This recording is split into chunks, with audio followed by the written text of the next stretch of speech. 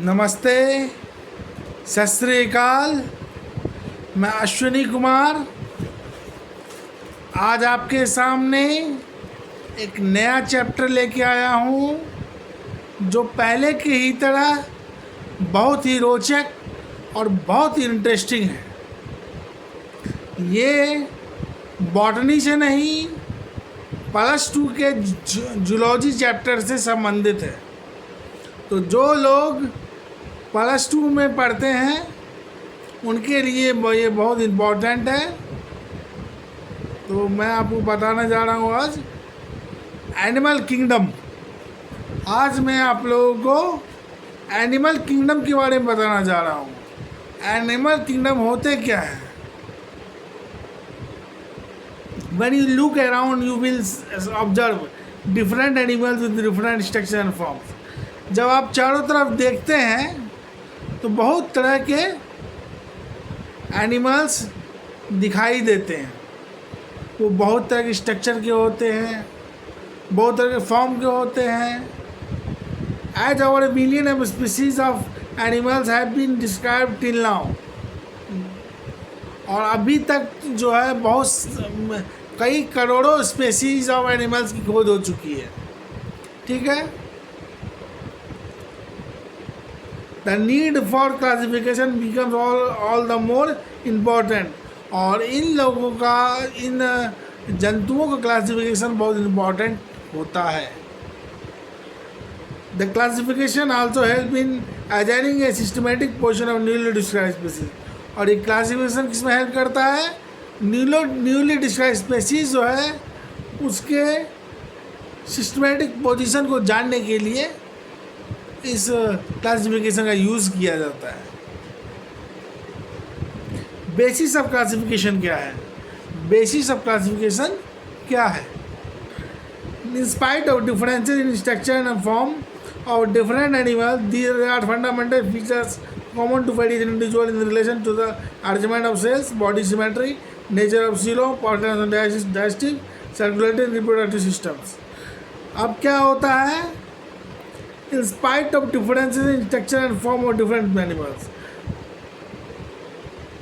बहुत तरह के जो एनिमल होते हैं, विभिन्न तरह के एनिमल होते हैं, उनके स्ट्रक्चर और फॉर्म को छोड़ के कुछ फंडामेंटल फीचर होते हैं प्रत्येक जीव में। वो क्या होते हैं? Arrangement of cells. सेल का अरेंजमेंट कैसा होता है प्रत्येक जीव में, प्रत्येक डिफरेंट जीव में सेल का अरेंजमेंट कैसा होता है, ये होता है बेसिस क्लासिफिकेशन के लिए। बॉडी सिमेट्री कैसा होता है, सभी जीवों का बॉडी सिमेट्री कैसा होता है। ठीक है। नेचर ऑफ सीलोम कैसा होता है, सीलोम का नेचर क्या होता है। Pattern of digestive, circulatory and reproductive system क्या होता है, और डाइजेस्टिव, रिप्रोडक्टिव सिस्टम और सर्कुलेटरी सिस्टम का पैटर्न क्या होता है। ठीक है। This features are used as the basis of animal classification and some of them are discussed here. और ये फीचर्स जो हैं यही एनिमल क्लासिफिकेशन के बेसिस के रूप में जाने जाते हैं, जो यहाँ दिए हुए हैं। Level of organisation, levels of organisation क्या है? The all member of animals are multicellular, all of them do not exhibit same pattern of organisation of cells. जितने मेंबर होते हैं एनिमल्स के, वो सभी मल्टी सेलुलर होते हैं, बहुकोशिकीय होते हैं, बहुत सारे कोशिकाओं से मिलके बने होते हैं। ठीक है। और वो एक तरह का ऑर्गेनाइजेशन ऑफ सेल और एक तरह का ऑर्गेनाइजेशन नहीं रखते हैं, वो डिफरेंट टाइप के ऑर्गेनाइजेशन रखते हैं अपने पास। जैसे फॉर एग्जांपल क्या होगा? In sponges the cells are in loose cell aggregates the exhibit cellular level of organisation. और स्पॉन्ज जो होता है, स्पॉन्ज एक जंतु है जो समुद्र में पाया जाता है। स्पॉन्जेस क्या होता है? Cells are arranged as loose cell aggregates. Sponges क्या होता है? स्पॉन्जेस में क्या होता है? सेल जो होता है वो लूज ढीले सेल रूप में एग्रीगेट्स किया रहता है, बना हुआ रहता है। ढीले ढीले लूज सेल एग्रीगेट्स में बंधा हुआ रहता है स्पॉन्जेस में सेल। और वो क्या करते हैं, इसी कारण वो सेलुलर लेवल ऑफ ऑर्गेनाइजेशन को शो करते हैं। चूँकि वो सेल के रूप में एग्रीगेट्स होते हैं, लूज सेल के रूप में एग्रीगेट होते हैं, इसीलिए वे सेलुलर लेवल ऑर्गेनाइजेशन को शो करते हैं। ठीक है। Some division of labour activities occur among the cells. और कुछ और स्पॉन्जेस में क्या होता है, सम डिवीजन ऑफ लेबर दिखाई देता है, इन एक्टिविटीज ऑफ सेल का एक्टिविटीज दिखाई देता है, सम डिवीजन ऑफ लेबर दिखाई देता है, इन एक्टिविटीज ऑफ सेल्स दिखाई देता है स्पॉन्जेस में।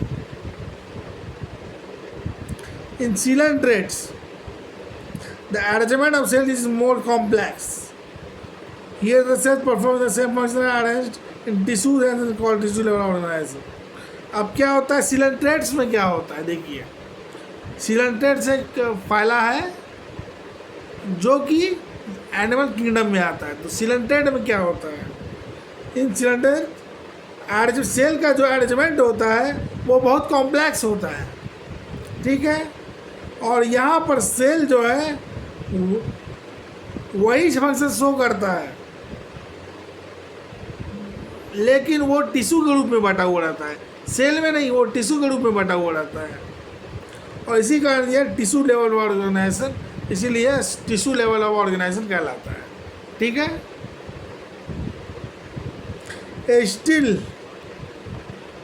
Still higher level organisation that is organ level exhibited by member of platyhelminths, rather higher where tissues are grouped together to form organs which fly for a particular function.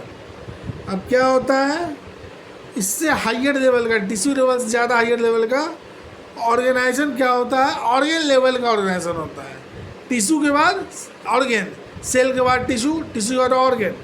Organ level में क्या होता है, organ level of organisation प्लेटीहेल्मिन्थ्स आता है और higher phyla आता है, उससे अंदर हायर फाइला आता है। Where tissues are group to form organ, यहाँ टिश्यू एक दूसरे से मिलके ऑर्गन का निर्माण कर देते हैं। ठीक है।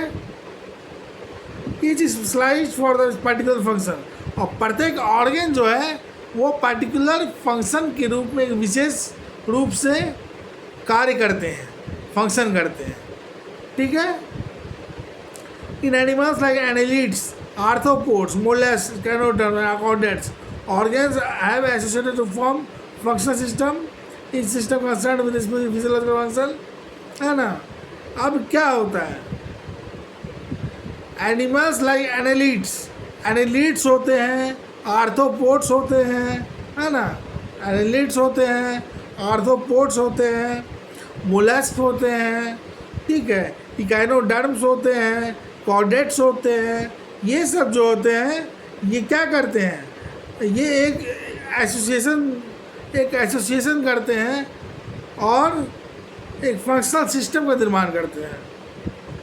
और इस सिस्टम का स्पेसिफिक फिजियोलॉजिकल फंक्शन, और प्रत्येक सिस्टम जो है एक स्पेशल जो है स्पेसिफिक फिजियोलॉजिकल फंक्शन को शो करते हैं। ठीक है। This pattern is called organ system level organisation, और यह पैटर्न क्या कहलाता है, organ system level of organisation कहलाता है। ठीक है। Organ system different groups of animals exhibit various pattern of complexities. Organ system का जो ग्रुप ऑफ एनिमल्स होते हैं, जो ऑर्गन सिस्टम ऑर्गेनाइजेशन बटे होते हैं, वे एनिमल्स जो होते हैं वे बहुत तरह के वेरियस पैटर्न कॉम्प्लेक्सिटीज़ को शो करते हैं। वो वेरियस पैटर्न्स ऑफ कॉम्प्लेक्सिटीज़ को शो करते हैं। वो बहुत कॉम्प्लेक्स फॉर्म के होते हैं, वे बहुत कॉम्प्लेक्स होते हैं। ठीक है। For example the dialysis system in platyhelminthes has only single opening to outside of the body that serve both mouth and anus. Example के तौर पे क्या कहा जा सकता है कि जो डायलिसिस सिस्टम प्लेटीहेल्मिन्थ्स का होता है उसमें क्या होता है, एक सिंगल ओपनिंग होता है जो माउथ और एनस दोनों का काम करता है। एक सिंगल ओपनिंग होता है जो माउथ और एनस दोनों का काम करता है, और इसी कारण इसको इनकम्प्लीट डाइजेस्टिव सिस्टम कहते हैं। और इसी कारण इसको इनकम्प्लीट डाइजेस्टिव सिस्टम कहते हैं। ठीक है, एक complete digestive system has 2 openings, और कंप्लीट डाइजेस्टिव सिस्टम जो होता है उसमें 2 ओपनिंग होता है, एक माउथ एक एनस। ठीक है, सिमिलरली द सर्कुलेटरी सिस्टम में भी 2 टाइप्स। अब देखिए सर्कुलेटरी सिस्टम जंतुओं में सर्कुलेटरी सिस्टम 2 प्रकार के होते हैं, एक ओपन टाइप, दूसरा क्लोज टाइप। ठीक है, ओपन टाइप में क्या होता है, in which the blood is pumped out of the heart and the cells and tissues are directly part on it. अब क्या होता है, ब्लड जो होता है वो हार्ट से डायरेक्ट पंप होता है, और जितना सेल और टिश्यू जो होता है उसके उस पर उड़ेल दिया जाता है। इसको open type of circulatory system कहते हैं। लेकिन क्लोज टाइप क्या होता है, क्लोज टाइप वैसा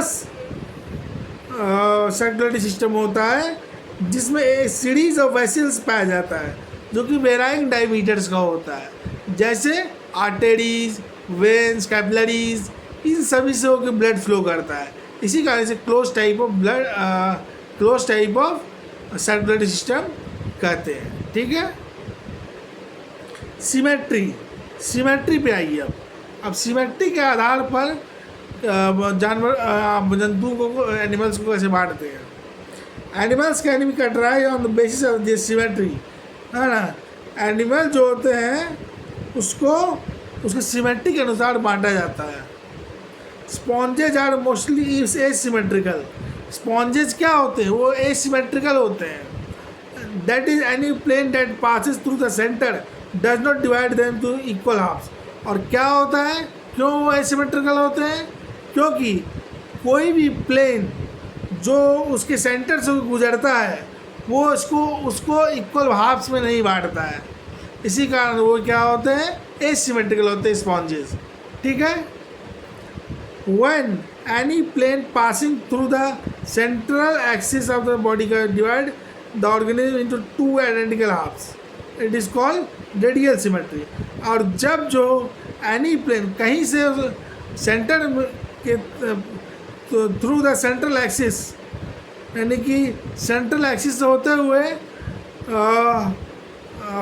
किसी भी जंतु को, किसी भी एनिमल को सेंट्रल एक्सिस से होते हुए किसी भी प्लेन से जो डिवाइड करते हैं, किसी भी प्लेन से सेंट्रल एक्सिस को डिवाइड करते हैं और वो आइडेंटिकल हाफ्स में बदलता है, एक जैसे हाफ्स में बदलता है, उसको रेडियल सिमेट्री कहते हैं। ठीक है, यानी क्या हुआ, when any plane passing through the central axis, जब सेंट्रल एक्सिस से होकर एनी प्लेन पास करता है तो और ऑर्गेनिज्म को एक बराबर इक्वल हाफ्स में बांट देता है, उसको कहते हैं रेडियल सिमेट्री। ठीक है, सिलेंट्रेट्स क्या होते हैं, coelenterates ctenophore echinoderms have this kind of body plan, है ना। सिलेंट्रेट्स हो गया, टीनोफोर्स हो गया, इकाइनोडर्म्स में ये रेडियल सिमेट्री पाई जाती है। ठीक है, एनिमल्स है एनालिड्स एनिमल में annelids, arthropoda etcetera, where the body can be divided into identical half and left and right half in only one plane, है ना, exhibit bilateral symmetry.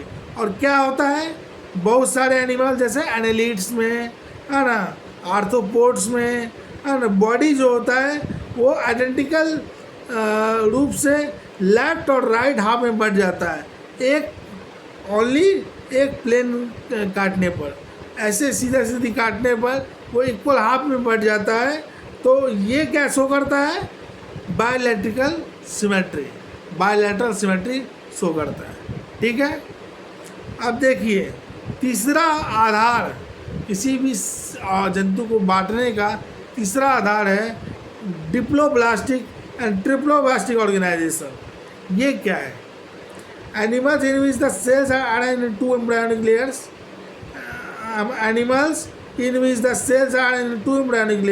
and external ectoderm and internal endoderm are called diploblastic animals, that is coelentrates। ठीक है, जो animal दो embryonic layer में बटा हुआ रहता है, बाहर एक्टोडर्म, अंदर endoderm, that is called diploblastic कहलाता है। जैसे सिलेंट्रेट्स जो होते हैं डिप्लोब्लास्टिक होते हैं, बाहर एक्टोडर्म, अंदर एंडोडर्म, ठीक है।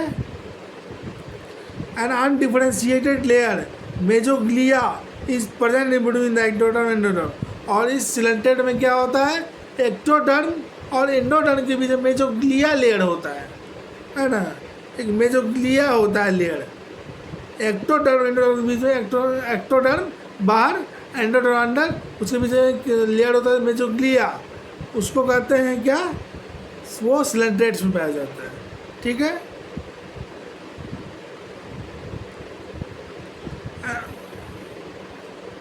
Those animals in which the developing embryo has a third germinal layer, mesoderm between the ectoderm and endoderm is called diploblastic animal, platyhelminth chordates।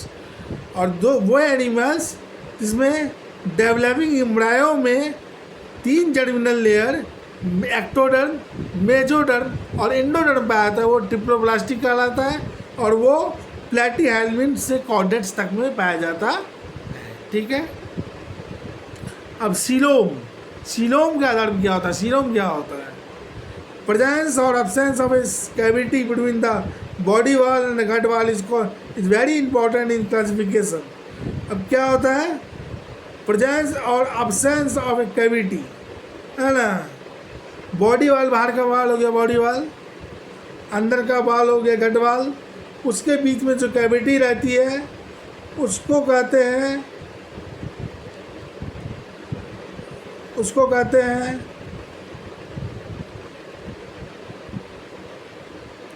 The body cavity is lined by the mesoderm equal coelom.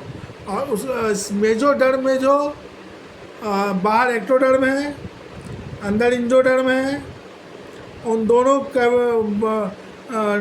डर्म के बीच में जो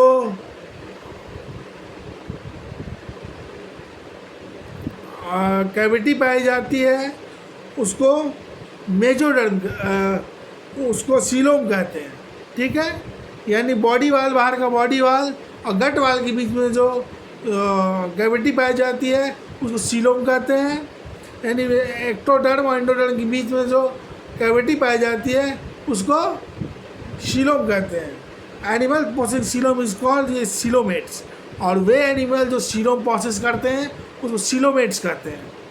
जैसे हो गया annelids हो गया, mollusc हो गया, है ना, आर्थ्रोपोड्स हो गया, इकाइनोडर्म हो गया, हेमिकॉर्डेट्स हो गया एंड कॉर्डेट्स हो गया।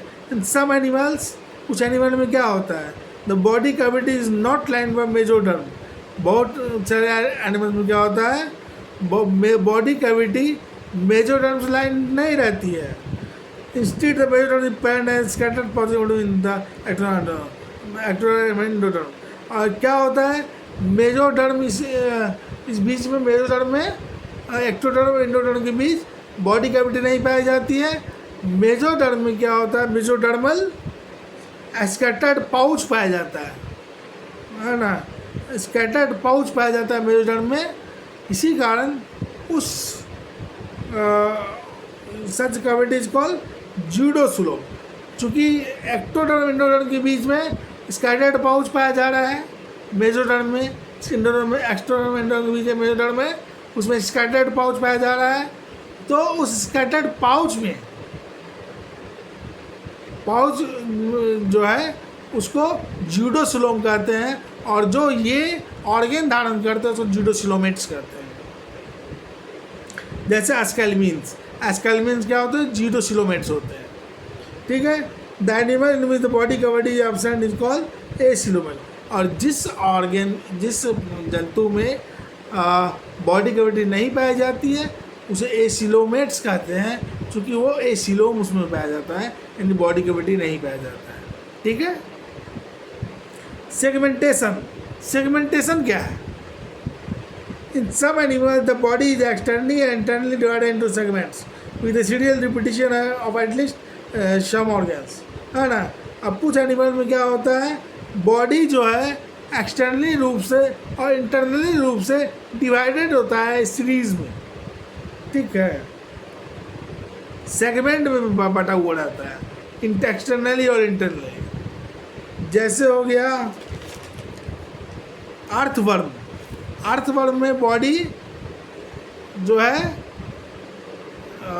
बटा हुआ रहता है सेगमेंट में, एक्सटर्नली और इंटरनली दोनों।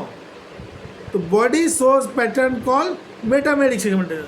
और ये अर्थवर्म में जो बॉडी सेगमेंट में बटा हुआ है एक्सटर्नली इंटरनली दोनों, उसको कहते हैं मेटामेरिक सेगमेंटेशन। और ये फेनोमेनन क्या कहलाता है? मेटामेरिज्म कहलाता है। ये फेनोमेनन क्या कहलाता है? मेटामेरिज्म कहलाता है। ठीक है, अब देखिए नोटोकॉर्ड। नोटोकॉर्ड क्या होता है? Notochord is a mesodermally derived rod-like structure formed on the dorsal side during the embryonic development in some animals. कुछ एनिमल में क्या होते हैं? नोटोकॉर्ड पाए जाते हैं। नोटोकॉर्ड क्या होता है? नोटोकॉर्ड जो होता है वो एक रड लाइक स्ट्रक्चर होता है जो एम्ब्रायनिक डेवलपमेंट के समय, किसी भी जंतु के एम्ब्रायनिक डेवलपमेंट के समय मेजोडर्म में पाया जाता है। रड लाइक स्ट्रक्चर, ठीक है, डॉर्सल साइड पे, ऊपर की साइड पर रड लाइक स्ट्रक्चर पाया जाता है मेजोडर्म में एम्ब्रायनिक डेवलपमेंट में किसी भी एनिमल्स के। That is called notochord. Animals with notochord called chordates, है ना। और वे एनिमल जो नोटोकॉर्ड रखते हैं वो कॉर्डेट्स कहलाते हैं। And those animal which do not form the structure are non chordate. और जो एनिमल नोटोकॉर्ड नहीं रखते हैं अपने एम्ब्रायनिक डेवलपमेंट के समय, उसको नॉन कॉर्डेट कहते हैं। जैसे पॉडीफेरा कैनोडर्म्स। नॉन कॉर्डेट्स में क्या होता है? कौन आता है? पॉडीफेरा से लेकर कैनोडर्म्स तक आता है। तो आज आप देख लीजिए यहाँ, ये देखिए, ये जो है रेडियल सिमेट्री है। चारों तरफ से काट रहा है, यहाँ से भी काटा, यहाँ से भी काटा, यहाँ से भी काटा। तो चारों तरफ से एक वृत्त में काटा जा रहा है इसको एनी प्लेन से। ये रेडियल सिमेट्री है। ये देखिए केकड़े को, क्रैब को बीचों बीच काटा जा रहा है और ये दो बराबर भागों में बट रहा है। इसको कहेंगे बायलैटरल सिमेट्री। ये देखिए, ये क्या है? ये मेजोडर्म, एक्टोडर्म, मेजोडर्म, इंडोडर्म। ये ट्रिप्लोप्लास्टिक है। ये एक्टोडर्म, मेजोडर्म, मिजोग्लिया और एंडोडर्म ये डिप्लोप्लास्टिक है। ठीक है,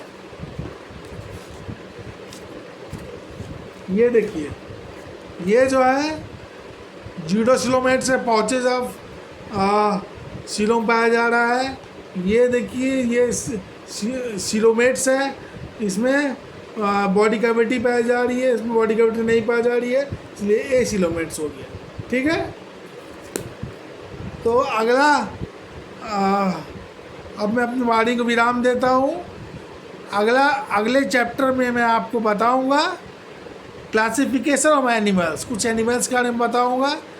जो एनिमल्स के बारे में आपको बताया, उन एनिमल्स के बारे में आपको बताऊँगा।